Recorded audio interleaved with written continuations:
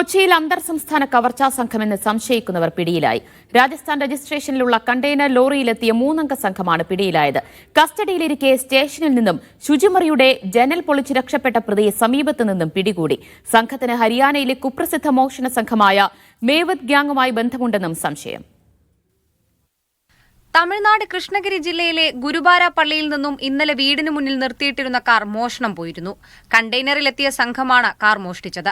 ഹരിയാനയിലെ കുപ്രസിദ്ധ മേവത് ഗ്യാങ്ങിന് സമാനമായ മോഷണമാണ് നടന്നതെന്നും മോഷ്ടിച്ച കാർ ഉപയോഗിച്ച് സംഘം ATM കൊള്ളയടിക്കാൻ സാധ്യതയുണ്ടെന്നും തമിഴ്നാട് പോലീസ് കേരള പോലീസിന് വിവരം കൈമാറി.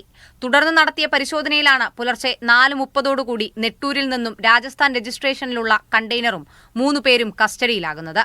3 പേരെ പിടികൂടി പോലീസ് തുടർ നടപടികൾ സ്വീകരിച്ചു. ഇതിനിടയിലാണ് ഒരാൾ പോലീസ് സ്റ്റേഷന്റെ ശുചിമുറി ജനൽ പൊളിച്ച് രക്ഷപ്പെട്ടത്.